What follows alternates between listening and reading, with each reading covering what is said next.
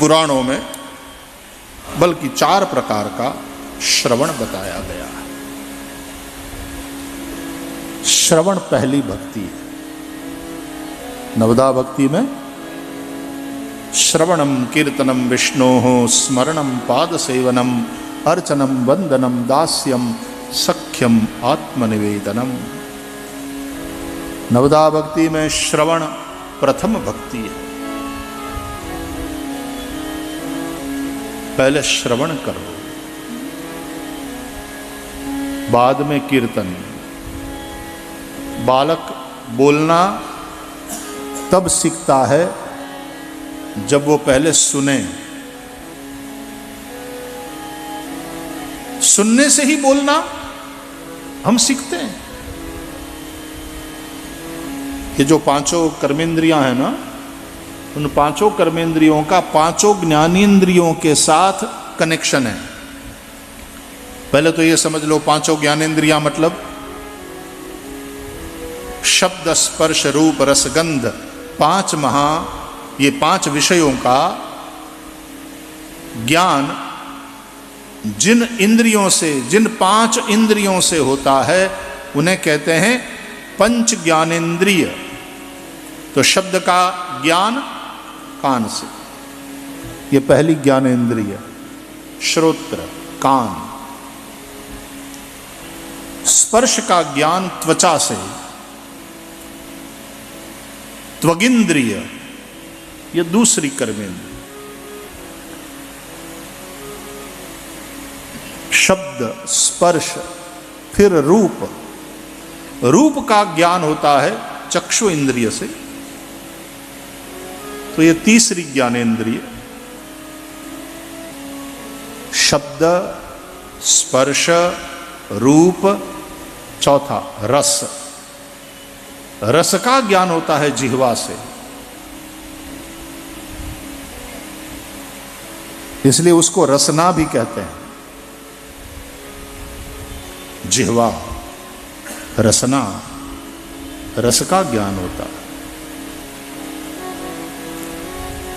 जिह्वा ज्ञानेंद्रिय है। बोलना मुख से होता है, मुख कर्मेंद्रिय है। जिह्वा तो ज्ञानेंद्रिय है। तो शब्द स्पर्श रूप रस, 5वां गंध। गंध का ज्ञान होता है नासिका से। ये 5 ज्ञानेंद्रिय और 5 कर्मेंद्रिय। हाथ पग मुख बोला जाता है। मूत्र द्वार, मूत्र त्याग और प्रजोत्पत्ति 2 काम। और मल द्वार, मल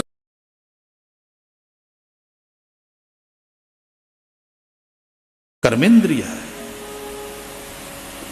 तो हाथ पग मुख मूत्र द्वार मल द्वार, ये 5 कर्मेंद्रियां हैं। उन 5 कर्मेंद्रियों का 5 ज्ञानेंद्रियों से कनेक्शन है।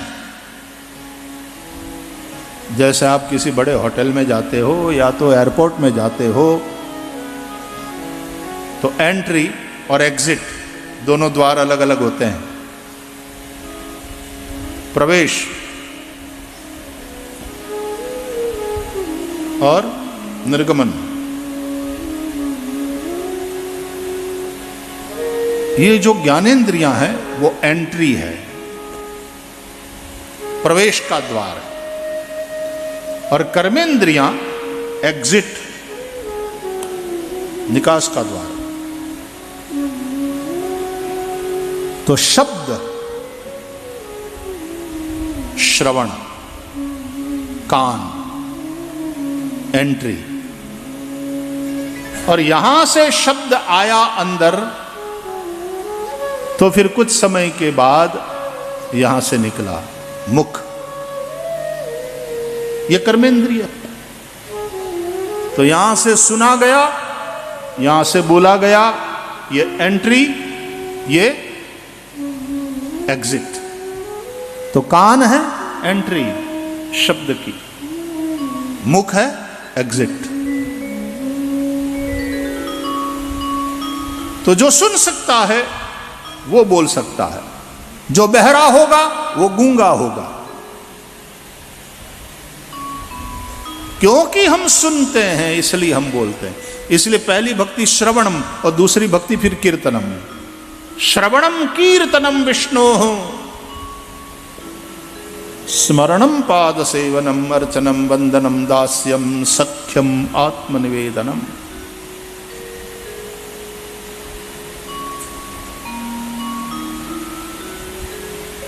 स्पर्श त्वचा एंट्री, हाथ एग्जिट, रूप आंख एंट्री, पांव उस रूप की ओर जाएंगे। रस रसना जिह्वा मूत्र द्वार एग्जिट। गंध नासिका एंट्री, मलद्वार गुदा अपान वायु एग्जिट।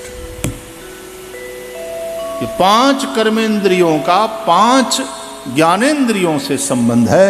इसको आप इस तरह से समझिए, ये एंट्री है, ये एग्जिट है। क्या भवन बनाया अद्भुत परमात्मा ने।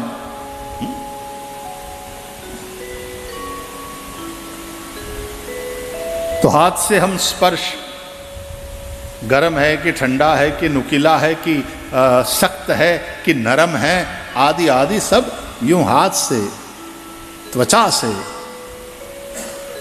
ज्ञान होता है।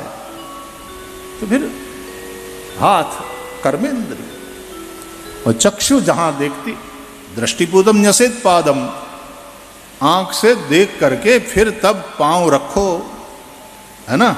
चलते समय पांव गति करेंगे रूप की ओर। मेरा फोन वो रहा, आंख ने देखा तो पांव गए वहां। और दृष्टिपूतम न्यसेत पादम, दृष्टि से आप मार्ग देखते हो और फिर पांव भरते हो। तो प्रथम भक्ति है श्रवण। श्रवण करो श्रद्धा पूर्वक। भागवत का श्रवण इस प्रकार 4 ढंग से होता है। तो सात्विक श्रवण, राजस श्रवण, तामस श्रवण और निर्गुण श्रवण, ये 4 प्रकार बताए गए। आओ भागवत के प्रारंभ में भागवत के महात्म्य पर एक दृष्टि करें।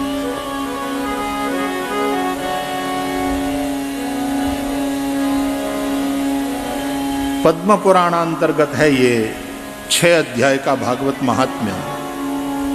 पद्म पुराण में तो पहला श्लोक सुखदेव जी की वंदना का है। और अभी जो हमारे पास भागवत गीता प्रेस गोरखपुर से प्राप्त है, उसमें पहला श्लोक सच्चिदानंद रूपाय ये है, और फिर बाद में सुखदेव की वंदना। इसलिए पहले सच्चिदानंद वाले श्लोक पर ही थोड़ा सा दृष्टि करेंगे, फिर सुखदेव जी की वंदना। सब लोग क्यों ना बोलें, सच्चिदानंद रूपाय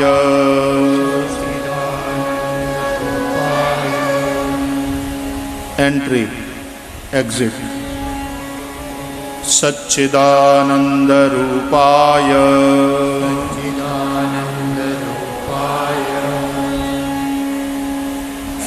वॉल्यूम बढ़ा रहा हूं तुम्हारा। सच्चिदानंद रूपाय सच्चिदानंद रूपाय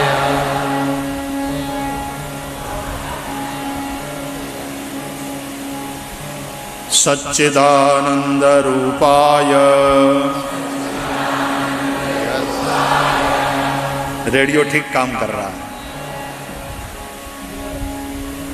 विश्वोत्पत्त्यादि हेतवे विश्वोत्पत्त्यादि हेतवे विश्वोत्पत्त्यादि हेतवे विश्वोत्पत्त्यादिहेतवे तापत्रय विनाशाय तापत्रय विनाशाय तापत्रय विनाशाय तापत्रय विनाशाय श्री कृष्णाय वयं नुमः श्री कृष्णाय वयं नुमः श्री कृष्णाय वयं नुमः श्री कृष्णाय वयं नुमः।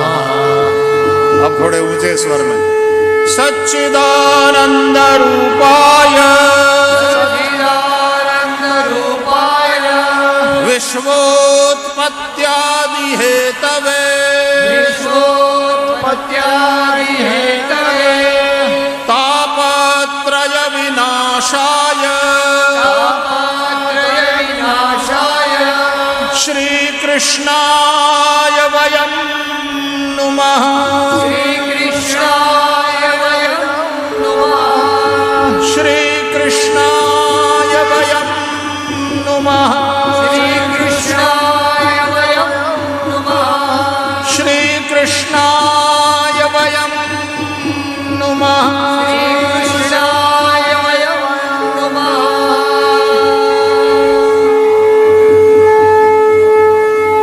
बोलिए सच्चिदानंद भगवान की जय। जाने रे तो सत से सत्ता, सत्ता मतलब एग्जिस्टेंस, सत्ता का अर्थ होगा एग्जिस्टेंस, अस्तित्व। सत्ता मतलब पावर नहीं, संस्कृत में सत्ता का अर्थ है एग्जिस्टेंस, अस्तित्व। वो सत्स्वरूप है। What does that mean? कि वो है और वही है, उसके अतिरिक्त कुछ भी नहीं है।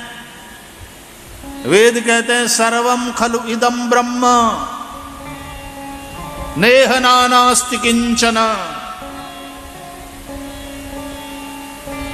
वो है और वही है, और तू जहां देखता है वहीं है।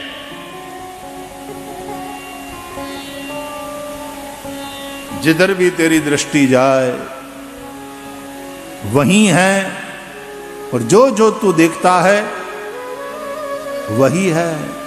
It is nothing but him.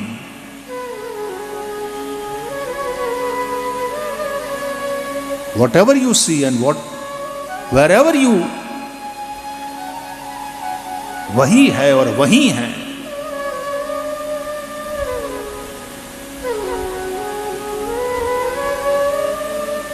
तो तुझे कहीं जाने की जरूरत नहीं है, तू जहां है वहीं है। और जो भी तू देख रहा है वही है वो। सर्वम खलु इदम ब्रह्म, तो सदरूप है वो, तो वो है। दूसरा चिद्रूप है। ये वाला जो सत है, ये वाला जो एग्जिस्टेंस है, ये जो सत्ता है, वो जड़ नहीं है, वो निर्जीव नहीं है। There is life there.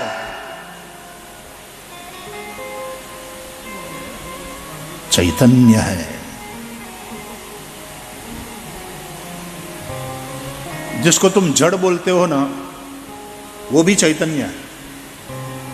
ये क्या बात हुई? जिसको तुम गर्म बोलते हो वो ठंडा है, ये क्या मतलब हुआ? जिसको तुम जड़ बोलते हो वो चैतन्य है। तो जड़ और चेतन ऐसे भेद क्यों हो गए? बोले वो दिखने में दो है, कहने में दो है, हकीकत में एक ही है।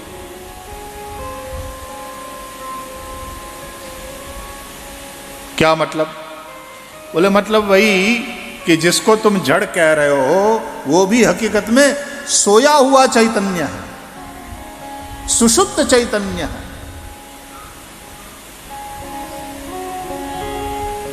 क्या प्रमाण है? भागवत में है प्रमाण। भक्त प्रहलाद की रक्षा के लिए नरसिंह नारायण खंभे से प्रकट हुए, उसका क्या मतलब है? वो इसी बात का परिचायक है कि वो खंभे में भी, प्रहलाद को खंभे में भी नजर आए भगवान, और हिरण्यकशिपु को लगा ये तो जड़ खंभा है, कहां है तेरा भगवान, ये मरता क्यों नहीं? बोले भगवान मेरी रक्षा करते हैं। पूछा हिरण्यकशिपु ने कहां है तेरा भगवान?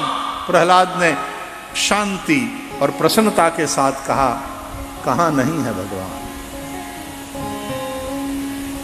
देश काल दिसी विदिसी हुमाही, कहु सो कहां जहां प्रभु नाही।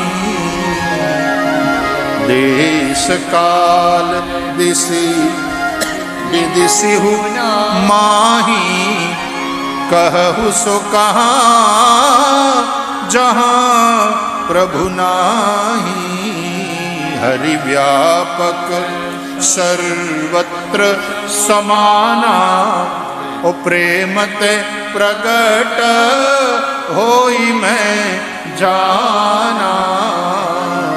अग जगमय सब रहित विरागी, ओ प्रेम ते प्रभु प्रगट जिमियागी। काष्ठ में अग्नि है कि नहीं? पकड़ो काष्ठ को, कैसा है? ठंडा है, और जो ठंडा है वही गर्म है। क्यों? बोले उसमें अग्नि है। अग्नि है, ये तो लकड़ी है, मतलब लकड़ी है मतलब अग्नि है। There is energy and nothing but energy. The energy which can not be created, which cannot be destroyed, energy changes its forms only। ये पढ़ाया गया ना।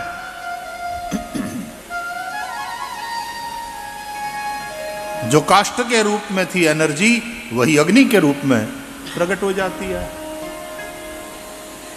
तो काष्ठ का अर्थ होता है अप्रगट अग्नि।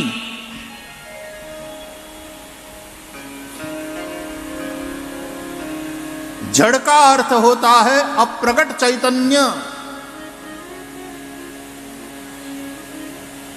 तो क्या तुम्हारी वो दृष्टि ब्रह्ममय है? सद्गुरुदेव नारद जी की कृपा से प्रहलाद जी की दृष्टि ब्रह्ममय है। सिय राम मैं सब जग जानी, करऊ प्रणाम जोरी जुग पानी।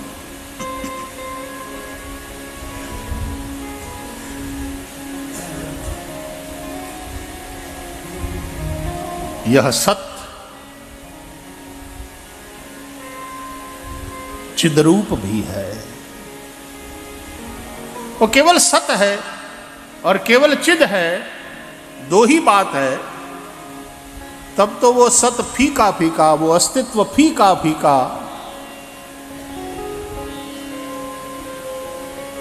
माना जाएगा।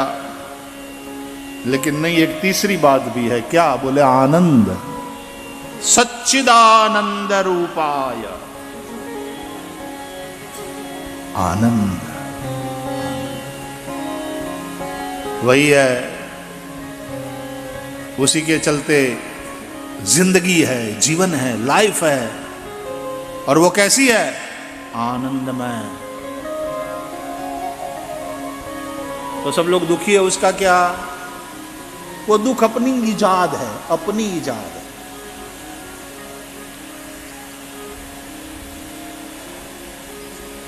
बाकी सर्वम खलु इदम ब्रह्म, और वो आनंदो ब्रह्मेति व्यजानात्, आनंदे नैव इमानि भूतानि जायन्ते, आनंदे नैव जातानि जीवन्ति। ये यदि उपनिषद कहते हैं तो यह अस्तित्व आनंदमय है। दुख हमारी अपनी ईजाद है। ये बात जो आप सुन रहे हैं, आपको हो सकता है बुद्धिज्म का थोड़ा सा परिचय हो, तो आपको बुद्धिज्म की फिलॉसफी से ये बात बिल्कुल विपरीत मालूम पड़ेगी जो यहां से कही जा रही है। क्योंकि अकॉर्डिंग टू बुद्धिज्म सर्वम दुखमयम सर्वम क्षणिकम।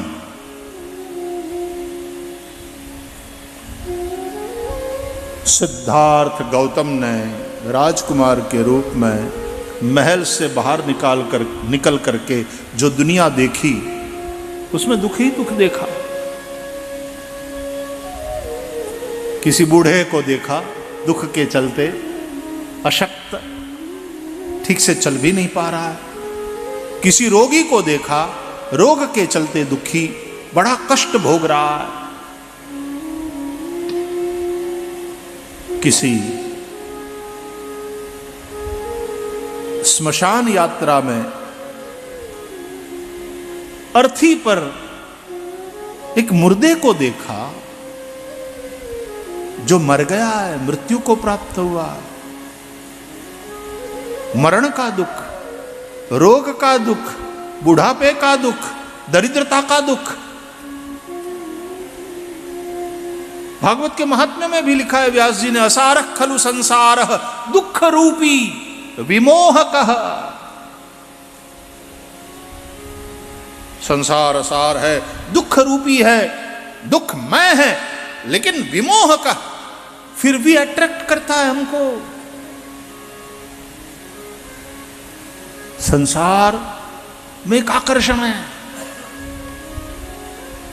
अट्रैक्ट करता है वो दुख रूप। कौन है दुख रूप?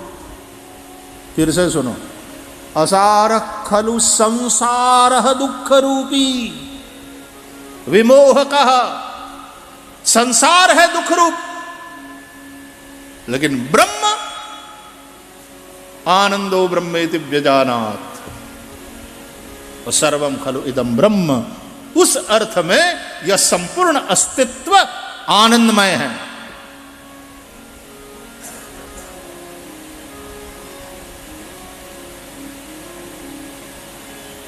इसलिए जिसने उस ब्रह्म को जान लिया, उस ब्रह्म का अनुभव कर लिया, जिसको उस ब्रह्म का ज्ञान हो गया, जिसको उस ब्रह्म की अनुभूति हो गई, उसके लिए फिर संसार रहता ही नहीं, मतलब दुख वहां है ही नहीं, आनंद ही आनंद, विशुद्धानंद,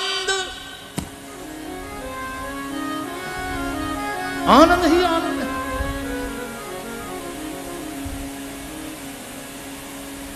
सिवाय विशुद्ध आनंद के और कुछ भी नहीं है।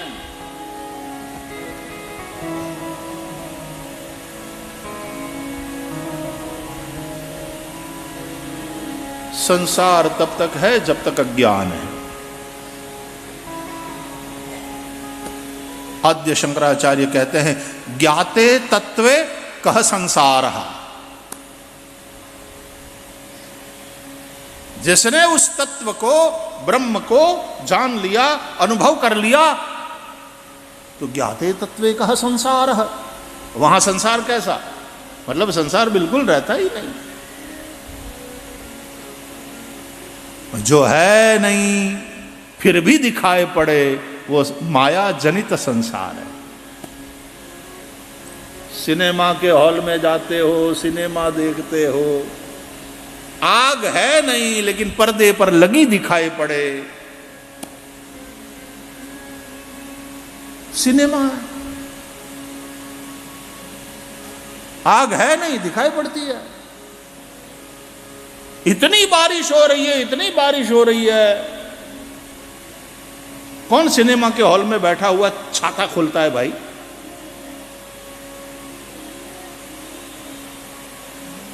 इतना पानी बरस रहा है, इतनी बाढ़ आई हुई, कौन भागता है वहां से? दिखती है नहीं।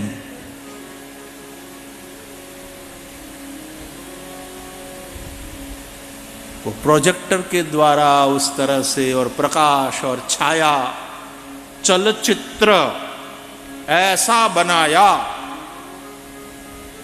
कि दिखता सब है, होता वहां कुछ नहीं। तो जो बात सिनेमा की है, दिखता है होता नहीं, वही बात संसार की है, दिखता है होता नहीं। और ब्रह्म दिखता नहीं लेकिन वही होता है, वही है, सिवाय उसके कुछ भी नहीं है।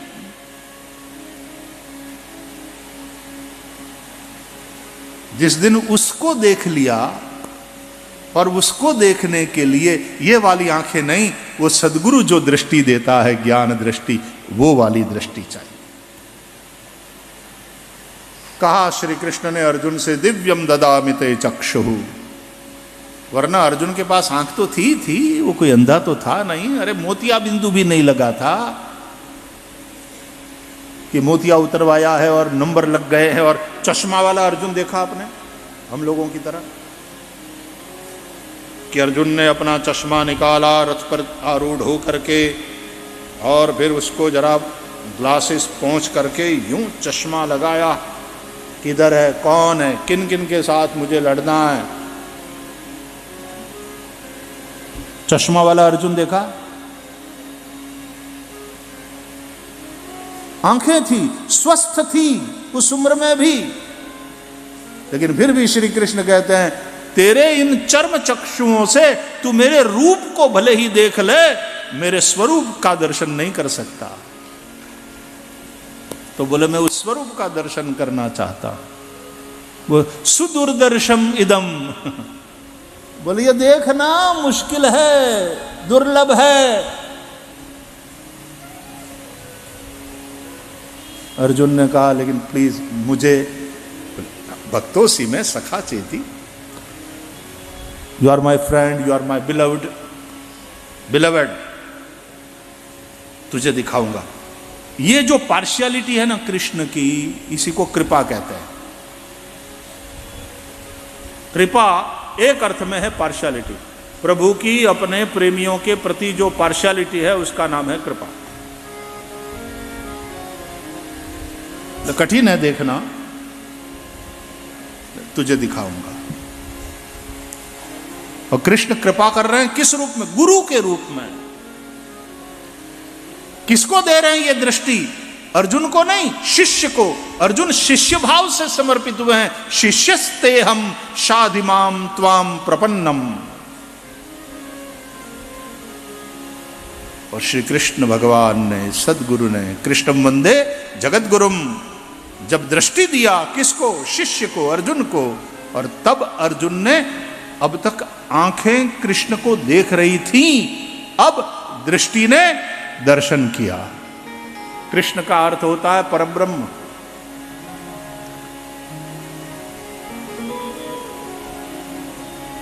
ये अपने मामा के लड़के के रूप में ही देख रहे थे अर्जुन जी,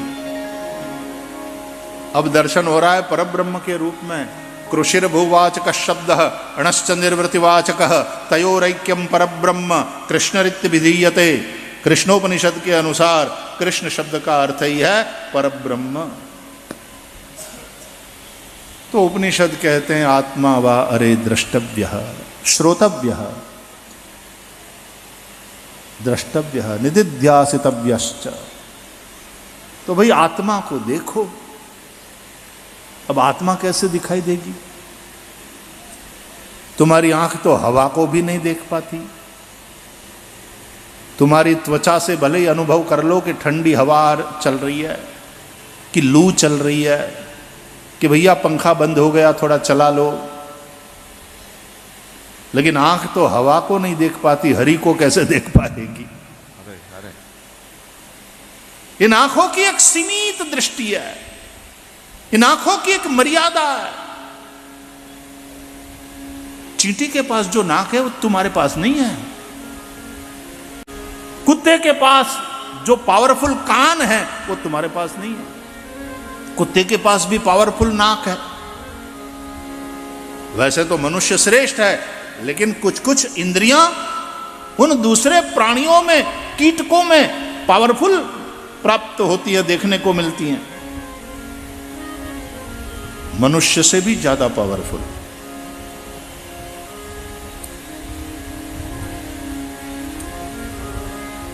इंटरनेशनल ट्रैवल में बड़े बड़े एयरपोर्ट पर अराइवल्स में आने वाले सभी पैसेंजर्स के सामान को वहाँ के अफसर एक कुत्ता लेकर के आते हैं और कुत्ता सूंघता रहता है कि कोई ऐसी चीज तो लेकर नहीं आए जो कि बैन है। कुत्ते के पास है वो पावरफुल घ्राणेंद्रिय, चींटियां पहुंच जाती हैं जहां शक्कर है।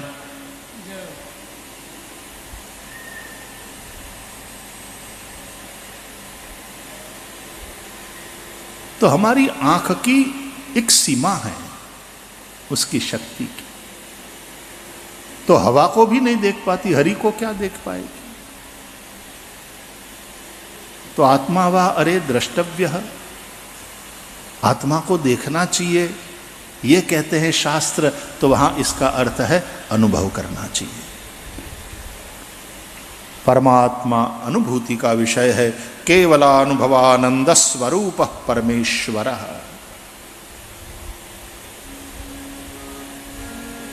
तुलसीदास जी कहते हैं अनुभव गम्य भजहि जिहि संता। महादेव कथा सुनाते हैं तो पार्वती से कहते हैं कथा थोड़ी सुना रहा हूं,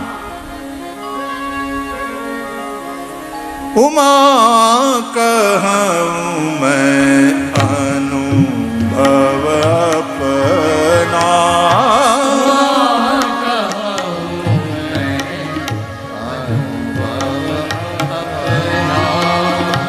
उमा कहूं मैं अनुभव अपना,